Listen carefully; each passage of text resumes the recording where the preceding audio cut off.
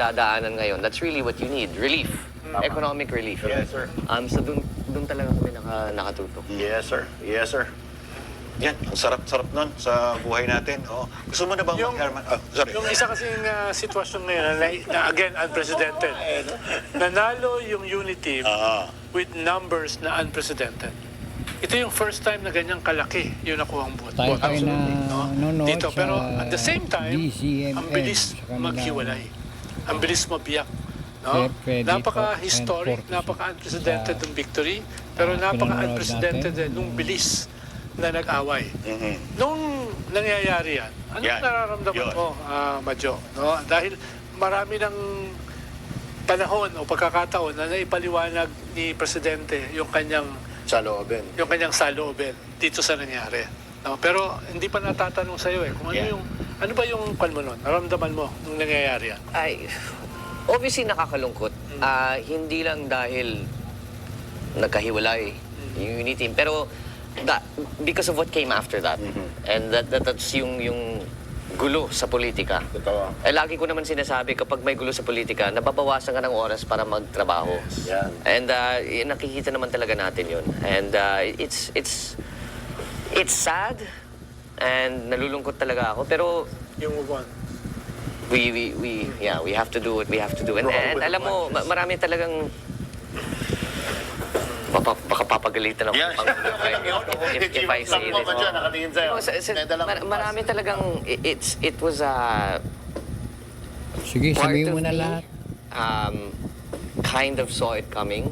Actually. Hindi Congressman, dahil sabihin mo na lahat ng nalalaman mo. Hindi dahil sa isang tao, kundi sa daming mga iba't ibang partido sa paligid na Naku po. sa dami nilang... Nanggugulo. It was a power struggle. Yes. And I will never forget. And this is the first time kwento ko to. Wow. Ako, first time. Wow. Ano yan? And Masaya I don't lang know yan. if the president's gonna get mad. Sikreto yan. Andito na tayo. Andito na tayo. Yes, Mr. President. Nung nangangampanya ng aking tatay, tapos hinihingi niya ang suporta ng Malacanang, Si Duterte tinawagan ba kami. presidente nun? Munang magmadaling tumawag ng tubero. Ang baradong tubo ay maaaring kumain ng maraming oras at pera kahit kaya mo na... Tawagan kami. Pinapunta kami sa Malacanang. Pinahintay kami dyan. Mga 2 oras kami nakahintay. Nakatambay lang doon. Naku, dulong. And then, Talagang walang respeto sa inyo. nakaharap kami. Pinagawa I'm never gonna kayong forget. basa. Nandun kami sa Presidential Guest House, Pinasok. Mayabang. And at the time, there was still no official endorsement from Malacanang.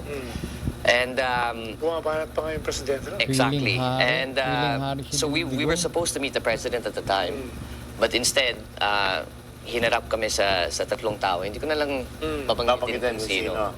But we were put in front of 3 people, and they essentially, asked ano plano mo, ano magagawa mo para sa amin, etc., etc.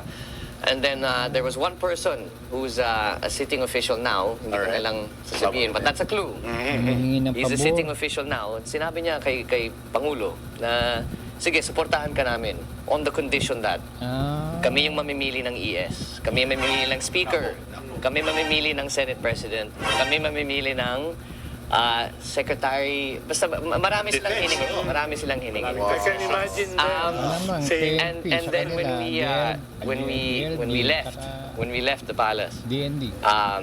tumingin tatay ko sa akin. Alam mo, kulang na lang, papatayin na nila ako.